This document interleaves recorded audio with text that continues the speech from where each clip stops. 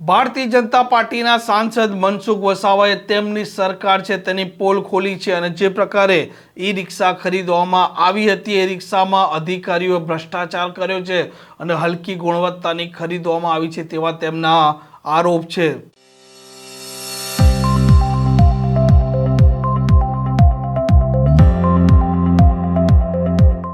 નમસ્કાર, આપ જોઈ રહ્યા છો હોટલાઇન ન્યૂઝ। હું છું આપની સાથે તોફિક ગાંચી। ભારતીય જનતા પાર્ટીના સાંસદ મનસુખ વસાવાએ ફરી એક વખત ક્યાંક ને ક્યાંક જે પ્રકારે આ ઈ રિક્ષા ખરીદવામાં આવી છે તેના ભ્રષ્ટાચાર સામે મોરચો ખોલ્યો છે। ઘટનાની વાત કરીએ તો ડેડિયાપાડા તાલુકાના 20 ગામોમાં ઈ રિક્ષા સરકાર તરફથી આપવામાં આવી હતી ને તેનો એક સરકારી કાર્યક્રમ પણ હતો, પરંતુ જ્યારે આ સાંસદ પહોંચે છે અને તેમને માહિતી મળે છે કે ઈ રિક્ષા છે તેની ક્વોલિટી એકદમ હલકી કક્ષાની છે અને ભૂતકાળમાં પણ આ ઈ રિક્ષા તિલકવાડા અને અન્ય તાલુકામાં આપવામાં આવી હતી, તે 1 મહિનામાં તૂટી ગઈ હતી, તે હલકી ગુણવત્તાની હતી અને બજારમાં તે 1.5 લાખ રૂપિયામાં મળે છે, જ્યારે જેમ પોર્ટલ પર તે 3 લાખ રૂપિયામાં ખરીદવામાં આવી છે। આમ આ સાંસદે જે ભ્રષ્ટાચાર થયો છે તેના સામે અવાજ ઉઠાવ્યો છે। આજે ડેડિયાપાડા તાલુકાનો કાર્યક્રમ હતો। મને ગઈકાલ સુધી એવું હતું કે ઈ રિક્ષા એટલે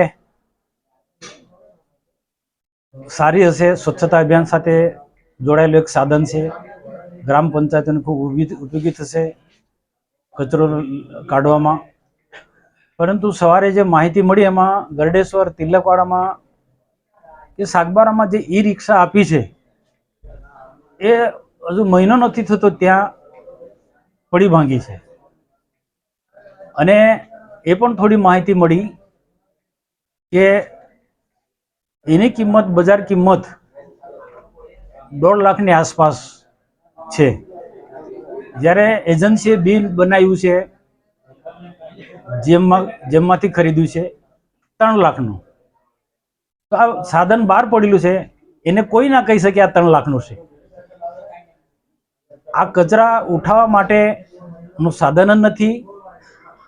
આપો તો કોઈ સારું સાધન આપો, એનો કોઈ સન્માનજનક રીતના એને ચલાવી શકે એવું। તો આવું તકલાદી સાધન અમે અમારા હાથે આપીએ એ યોગ્ય મન નથી લાગ્યું, એટલે એને મેં નક્કી કર્યું ને ધારાસભ્યશ્રી અને બાકીના તાલુકા પંચાયતના પ્રમુખ છે બધા જ લોકોએ અમારા આગેવાનોએ કે આવા તકલાદી સાધનો નથી આવ્યા। જેમ નલ સે જલ યોજના ફેલ ગઈ છે એ જ પ્રકારે આ પ્રકારનો આ સ્વચ્છતા અભિયાન સાથે જોડાયેલ ઈ રિક્ષાનો પણ કાર્ય આ ઈ રિક્ષા છે એ ક્યારેય સક્સેસ નથી જવાની।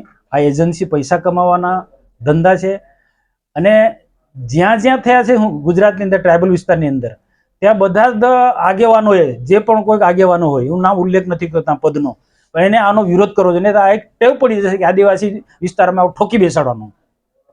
કોઈ પણ તપાસ કરે, કોઈ નિષ્ણાંત માણસોને કે 3 લાખનું છે, આ 3 લાખ ને 10,000 આ છે, તો હું એનો ગુલામ થઈ જાઉં, પણ એ નથી। તો આદિવાસી એરિયાની અંદર આવું શા માટે?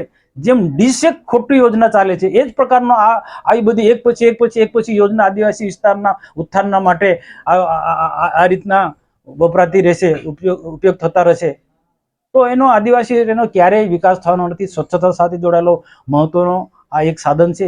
આપો તો સારી ક્વોલિટીનો હોવું જોઈએ એવું મારું માનવું છે અને હું મારા હાથે આવું તકલાદી સાધન લોકાર્પણ કરું એ મને યોગ્ય લાગતું નથી, એટલે મેં આનો બહિષ્કાર કર્યો છે।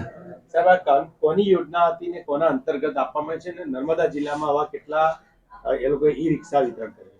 જો રાજ્ય સરકારનો, ભારત સરકારનો ઉદ્દેશ્ય ખૂબ સારો છે, પણ ત્યાર પછીના જે વચેટિયા હોય એના જે ગાંધીનગરમાં બેઠેલા જે ખૂબ મોટા હોદ્દા ધરાવનારા લોકો એમનો આ પ્લાનિંગ છે। આ એજન્સી સાથે મળી અને જીમમાં આ પ્રકારનો જીમ પદ્ધતિ જ ખોટી છે। તકલાદી સાધનો જીમમાં ખરીદાય છે, તો આ એક પ્રકારનું સેટિંગ છે અને કે કોણ આદિવાસીને ઠોકી બેસાડવાનું કોણ બોલવાનું છે? પણ સરકારનો ઉદ્દેશ્ય ખૂબ સારો છે।